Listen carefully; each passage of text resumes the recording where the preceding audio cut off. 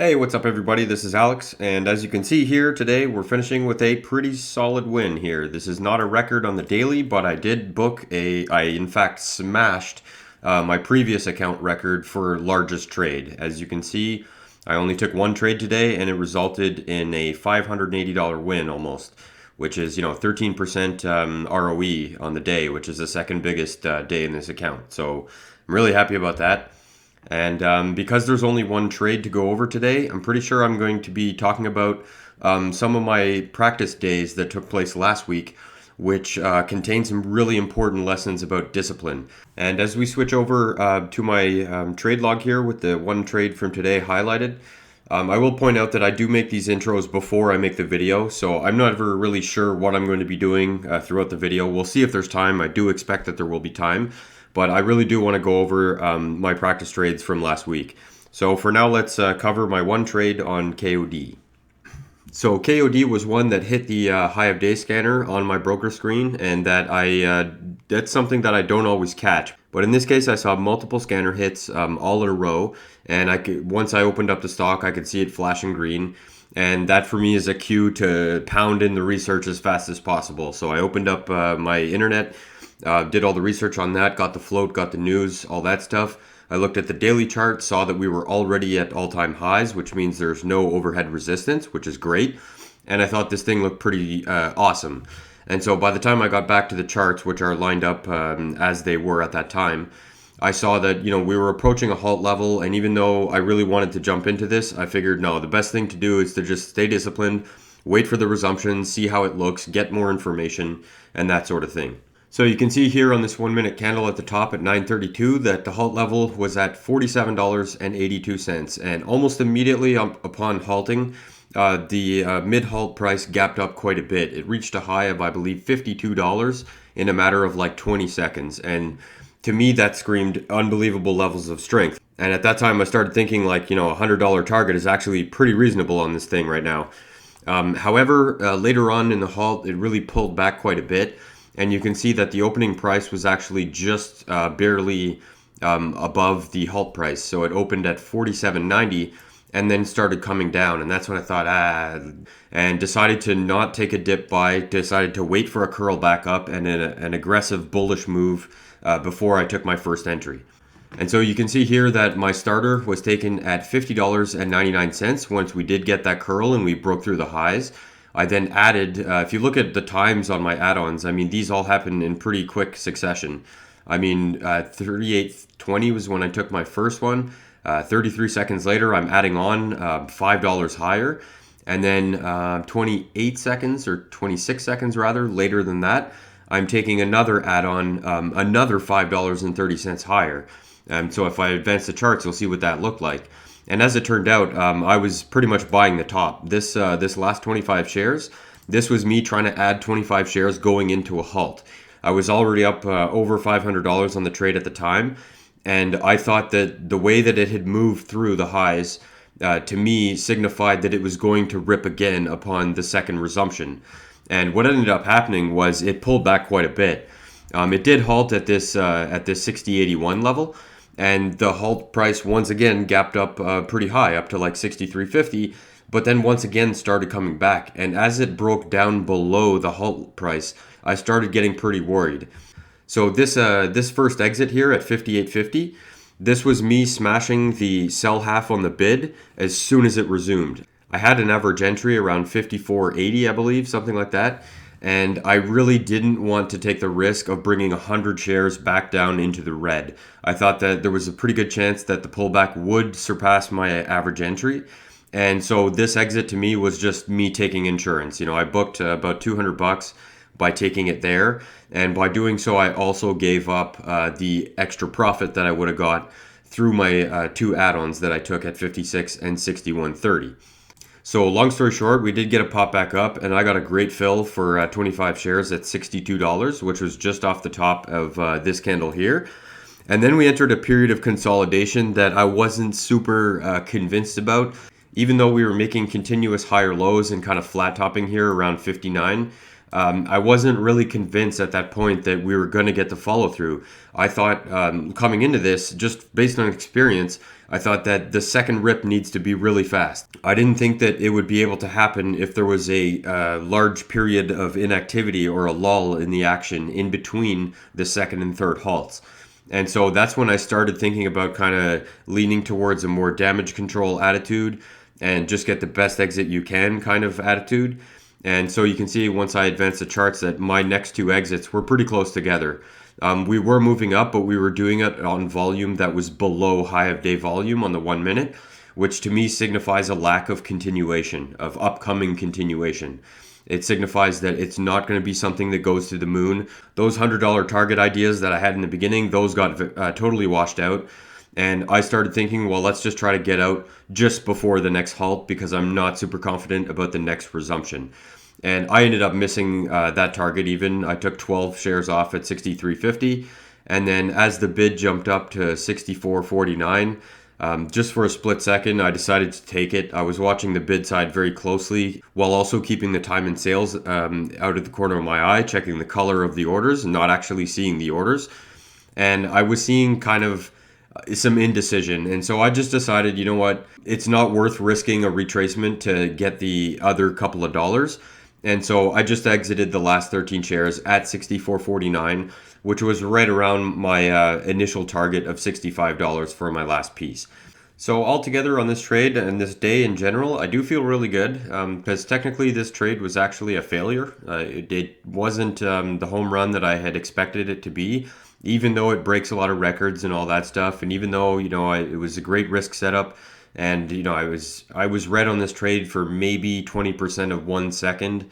And, there's something to be said about that. But ultimately, I was looking for a much bigger move. I was looking for a really strong push into a third halt, and I did not get that. And because I didn't get that, it affected the way that I played the exits. This one at 58.50, like I said, that was very much me taking insurance against a drop back down, and that drop back down did happen. So that's one of the things that I'm actually really happy about, is the fact that I had the presence of mind to not be greedy and to adjust to the information. Plans are great, but when the information screams at you that your plan is no longer good, you have to alter it. And that's exactly what I did, and I really like that adjustment that I made. And yeah, of course, it cost me some of the profit that I would have made, but it also reduced my risk. And on a play like this, risk management is extremely important. I have a lot of experience with halt resumptions. I'm super familiar with how they work, how they behave, and the attitude of people going into these types of plays. And I've had pretty good success on these types of plays before, including in this account, and the evidence is there for that. But at the same time, I'm able to do that. I'm able to get those results because of the way that I taper risk and the ways that I mitigate risk. And I feel like I did that very well today. Even though I didn't get the follow through that I really wanted, I'm really happy about booking this result. And I'm really happy that I gave myself the chance to book it by not being undisciplined pre-market and taking trades that really didn't fit into my wheelhouse. So now that we've covered my activity from today in a reasonable amount of time, I do want to take a step back and look at those days from last week that I was talking about at the beginning. And you can see here that my last active day in the simulator was the 26th. And on the 26th, I went out with friends and I got absolutely plastered. I stayed up till maybe 2:30 in the morning or 3 o'clock or something. I got back super late. And because I had had so much alcohol the night before, my sleep was not very good. It was broken. I think I got like 4 hours and I woke up at 6:30 or something. And so I made the decision as soon as I woke up that I was not trading in the simulator on this day. But I was still present. I still wanted to learn. And the thing that I was focused on was trying to get myself accustomed with seeing bigger numbers in my unrealized P&L. Because historically, even though I have, made a decent amount of money in trading, it's always been with small size. And so the move I'm trying to make now and the thing I'm trying to get myself used to is moving up the ranks, moving into the bigger share sizes. And so I decided to use this day to try and take some heavier positions and see if my comfort level would be okay through those bigger numbers. And so here's a look at my trade log from that day where I got involved on SFET, which was a terrible trade that I opened with. And I ended up losing $974 on this trade in my practice account. And I thought, like, wow, as soon as I closed that trade, I thought, man, what a great decision to not trade today. And then if I scroll over to the winning side, you'll see what happened shortly after that, which is a monster winner on PNRL, which was an absolute beast. It went from, I think, like $3.50 up to $8 in a matter of half an hour. And I captured a huge percentage of that with big size and made $3,600, which is 42%, almost 43% return on investment on that trade. And so this to me, this affected me a little bit. It made me kind of annoyed that I hadn't shown better discipline the night before. But I then countered that, I'm still kind of not sure how I feel about it, because if we look at the first trade, I mean, would I have taken this trade? I mean, it certainly wouldn't have been 750 shares, but I may have just as well taken this trade and suffered maybe a $250 loss. And if I had done that, perhaps I would have closed the day. In this case, I did not do that. I never even thought about closing the day because my goal was to just get accustomed with the bigger numbers. I wasn't necessarily looking for a win, and yet, despite suffering a massive loss in the first minutes, I ended up getting all of that back and then some, and closed up more than $2,500 on a day where I started in the red over 1,000. And this is all on a balance of $4,400. So these are huge numbers on this balance. And then following that, I didn't trade on Friday either. Thursday, the market was closed for Thanksgiving. And basically, my partying streak just continued into the weekend. I went out again on Thursday and didn't feel great on Friday. And in fact, it was so bad that I didn't even take practice trades. I did some other work. And so I just wanted to show you guys that, to give you some insight about what happens behind the scenes, what I'm doing with my practice trades, and why. And in this case, I gave up what could have potentially been maybe a $1,500 winner in this account. And I didn't get that because I was undisciplined outside of trading. I went out on a day that was, before a trading day, and I surpassed my bedtime by a huge percentage. I drank way too much. And don't get me wrong, I had a great time and everything was good there. But this action of going out definitely prevented me from capitalizing on a massive winner. And I think that's something that's pretty noteworthy.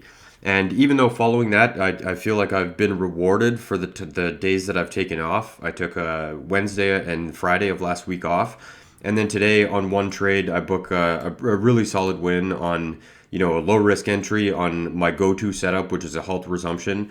And I feel really good about that. I feel like I predicted this move pretty well, and that I knew that a worst case scenario would still give me a pretty decent winner.